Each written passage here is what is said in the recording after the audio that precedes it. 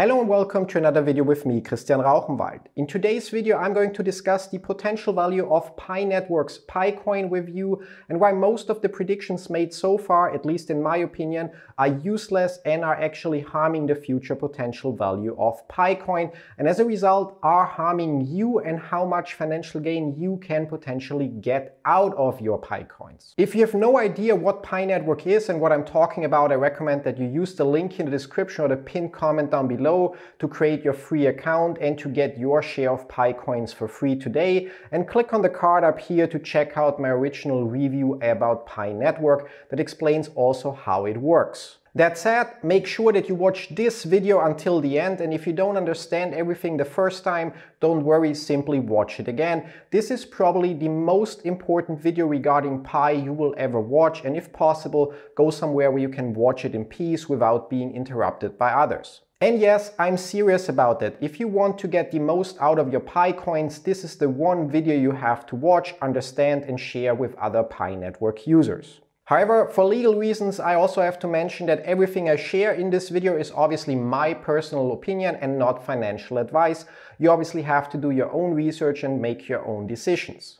With that out of the way, let's get started. To understand how much one PiCoin can be worth, we have to first cover and understand a few basics. Let's start by taking a closer look at the US dollar and what actually gives the US dollar its value. Until August 1971, the US dollar used something called the gold standard, which meant that US dollars were not just pieces of paper, but actually certificates backed by gold. In fact, if we look at US dollar banknotes from back then, you can see that the note states $10 in gold coin payable to the bearer on demand, or in case of the $100 bill, $100 in gold coin payable to the bearer on demand.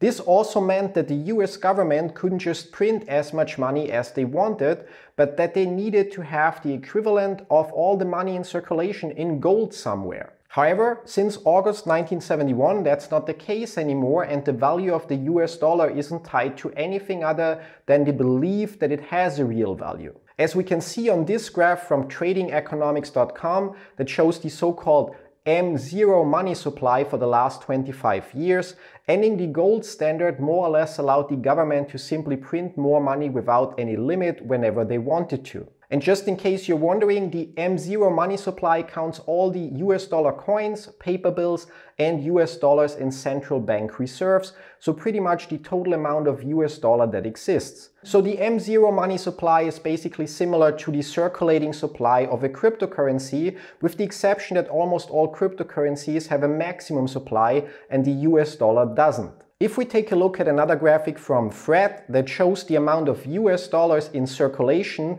in billions of dollars, you can see that it's also constantly increasing. Those things are important to understand the potential value of your PiCoins and pretty much every other asset on this planet, and allow us to draw two very important conclusions. First, the more money is printed, the less each bill is worth. Obviously, $1 US will always be $1 US, but with more in circulation, you can't buy the same things with it. So while it's not the only factor, increasing the money supply also increases inflation, or in other words, reduces the purchasing power of each dollar. And inflation is just another way of saying things getting more expensive year over year. And the second thing we can take away from this is, and it's the most important point, because the US dollar is not backed by anything other than the belief of most people that it has a value, we can learn that the one and only thing that decides if and how much something is worth is the collective belief of a reasonable sized group of people. Let that sink in for a second. The primary reason why you can use US dollar bills to pay for your car, phone or anything else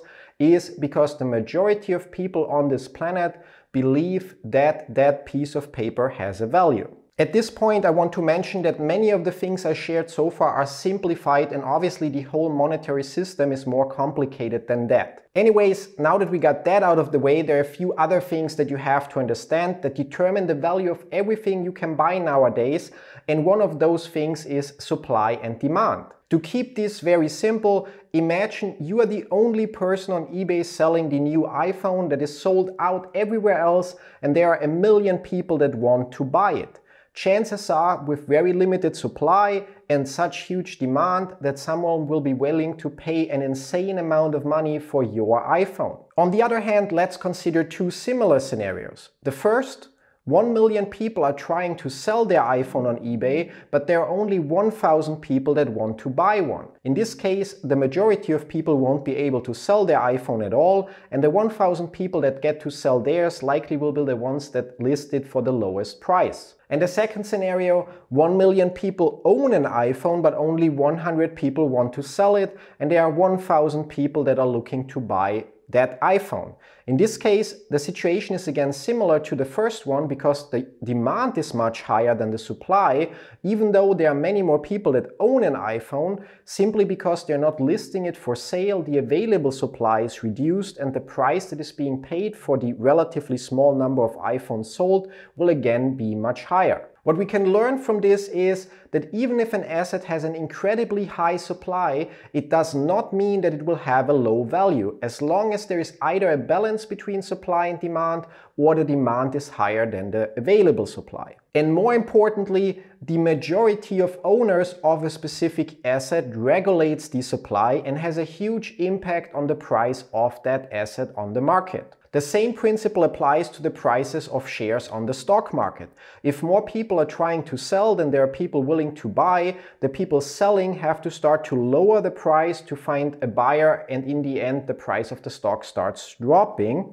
If there are, however, more people that want to buy a specific stock than there are people willing to sell, the buyers have to start to offer more and more money per share to get someone to sell a share to them, and as a result the price per share goes up. And the same also applies to pretty much everything else, like for example the price of real estate in a specific area, and obviously also to the value of cryptocurrencies. Now, to determine the potential value of a cryptocurrency, we just have to briefly cover one more aspect before we will be able to combine all of that to determine the potential value of your Pi coins. The last thing that is especially important when it comes to cryptocurrency is usability, or in other words, what can you do with that cryptocurrency or what is it good for? A great example for this would be Helium, or in short HNT, which can be earned by operating a Helium hotspot or running a validator. Companies and people that want to use Helium network and transmit data on the network have to pay for those data transfers in HNT. And as a result, they have to buy HNT first, which creates demand on the market, and depending on how many HNT holders are willing to sell, helps increase the value of HNT. If nobody would have to or want to buy HNT, then there would be nobody to sell to and HNT would be worth nothing. Another such example would be Storj, a cryptocurrency people can earn by sharing unused hard disk space, which is then used to store encrypted files of others.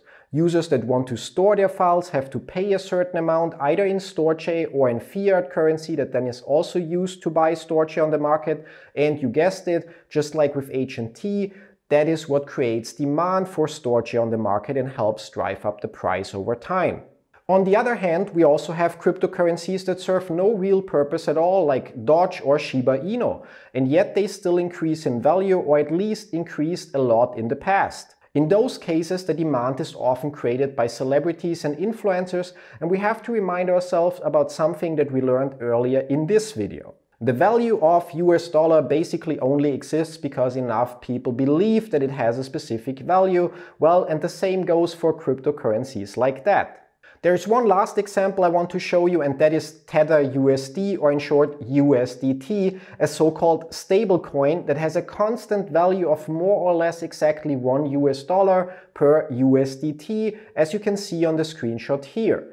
Tether currently has a circulating supply of almost 83 billion, and it's supposedly backed by US dollar. So similar to the gold standard, the company behind USDT holds $1 for every USDT that is in circulation, or at least that's how it should be.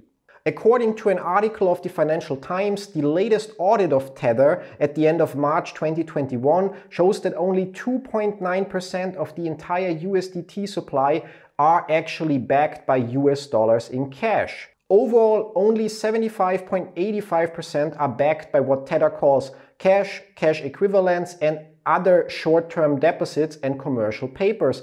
And the rest is split up into secured loans, although we don't know how or by whom they are secured, corporate bonds, funds and precious metals, although we don't know how secure those bonds are, and 1.64% are backed by other investments like investments in other digital tokens. If we consider this, one USDT should at most be valued at roughly 76 US dollar cents, assuming that we accept that the cash equivalents and other short-term deposit and commercial papers are actually secure and valid to back USDT. If we only consider the actual cash as valid security, then one USDT should only be worth slightly more than 0.029 US dollars. But because almost everyone believes that Tether is fully backed and that it's worth $1 US, almost nobody is willing to sell USDT for less than $1 US, and almost everyone is willing to pay $1 US per USDT. In fact, during the entire last year, USDT never fell below 0.994 and never went higher than 1.03 US, even though the numbers clearly show that this value is not justified.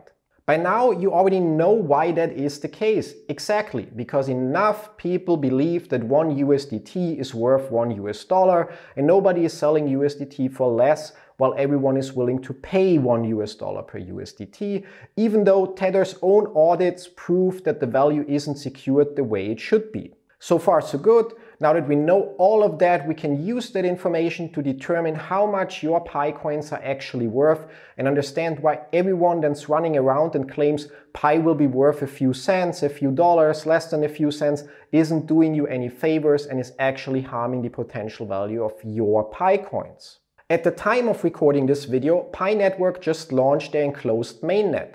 During this phase of the mainnet, KYC verified users will be able to transfer their Pi coins to other Pi Network users and use them in a variety of apps that are already or will be accessible through the Pi browser application. That means that during this phase, Pi coins will not be listed on any official exchange, and Pi will not have a specific value that you can look up on, for example, CoinMarketCap or similar websites. I know many people might be disappointed by this, but personally I think it's a great idea because it gives Pi coins the time to establish a rough value without the negative influence of short-sighted users that just want to dump all their Pi coins for pennies on the dollar. We also know that there will be a total supply of 100 billion Pi coins, and while we don't yet fully know exactly how much of this supply will be initially in circulation, you might have already seen people claim that simply because of this total supply, Pi coins can't possibly be worth more than a few cents and should be worth even less. And now you see why I spend a few minutes to cover some basic aspects of how the value of assets is determined, because we already know that the supply alone doesn't mean anything. And everyone that tells you how much your Pi coins are going to be worth just based on the supply has, at least in my opinion, really no idea what they're talking about. Now the following part I'm going to share with you is quite simplified and ignores the importance of the so-called market capitalization, so how much all the coins in circulation of a specific cryptocurrency are worth total at the current value. But it should help to show you again that supply alone is not enough to determine the value that your Pi coins can have. Let's take a look at Bitcoin with a total supply of 20 million coins, a circulating supply of close to 19 million coins right now, and a value of $46,704 at the time of recording this video. If supply alone would be enough to determine the value of a cryptocurrency, and considering that Bitcoin is the cryptocurrency, then for example Cardano, or in short ADA, with a total supply of 45 billion and a circulating supply of almost 34 billion, should be valued at $26 per coin. Simple math, since the circulating supply of Cardano is around 1,790 times bigger than the one of Bitcoin, the value of Cardano would need to be 46,704 divided by 1,790. However, the actual value of Cardano right now is $1.34. Now obviously, Bitcoin and Cardano both have different use cases, and that's exactly my point here. Supply alone does not help in any way to estimate or determine how much your Pi coins can be worth. And again, everyone that tells you based on the supply Pi coins can't be worth more than a few cents ignores a lot of important factors and has no idea what they are talking about. This is where it gets interesting, because if we sum up what we learned so far, we actually get the answer you and every other pioneer has been looking for. First, while supply and demand influence the price or value of an asset, they are not alone enough to properly estimate the value. Second, while it's a benefit if a cryptocurrency has a use case, that alone doesn't allow us to properly estimate the value of that cryptocurrency. And more importantly, even cryptocurrencies without any real purpose can achieve incredible growth and returns if the community around the project creates a big enough hype and as a result demand. Third, while the circulating supply is important, the supply alone doesn't allow any real conclusions about the value of your Pi coins. And last but not least, in the end, the one thing that really matters and determines the if and how much any asset is worth is the belief of a big enough group of people. That last point is also why everyone out there telling you that Pi will only be worth a few cents or a few dollars is actually harming the project, in my opinion. Because if enough people start to believe that a few cents is a fair value per Pi coin, they will be willing to sell their coins for that value, and that alone is what will make that low price than a reality. Anyway, now let's see how those points that we just mentioned actually look for Pi coins right now. We already know that there is demand because of communities like the Pi Lifestyle, or in short TPL, that already used Pi coins to facilitate transactions using a fixed value of 1 Pi equals $100. Now, if you're curious how they did that, considering that the majority of users can transfer their Pi coins, you can check out the videos I made about the community in the past by clicking on the card up here. Since the launch of TPL, Pi coins have been used at that value, so for 1 Pi equals $100, in a total of 2,795 transactions. One of those transactions, by the way, was when I paid 0.5 Pi to get 2 mounts for our studio lights here, worth around $50 a couple of months ago. With that, we also already cover at least one use case for your Pi coins, because the TPL community already proved that Pi coins work as legal tender, in other words as currency, and are accepted by an already relatively big number of individuals and small businesses as payment for products and services. Last but not least, the supply. Before we reach the mainnet, there have been speculations that based on the long mining period, the total supply will be in the trillions, and yet communities like TPL decided to still value Pi at $100 per Pi, and other communities that are similar decided to value Pi at $10 or $20, and in each of these communities,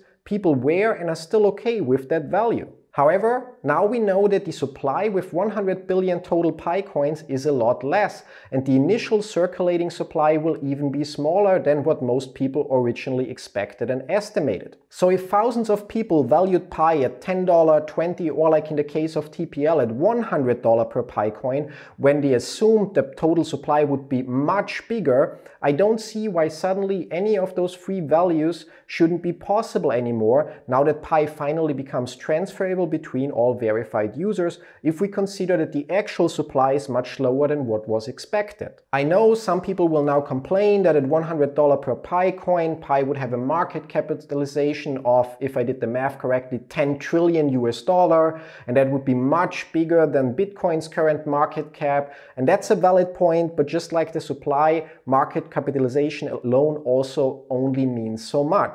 Because while Bitcoin's market capitalization right now is around 900 billion US dollars, what do you think would happen to Bitcoin's price and as a result their market cap if everyone would try to sell their Bitcoin to actually get those US dollars instead of holding Bitcoin? Correct?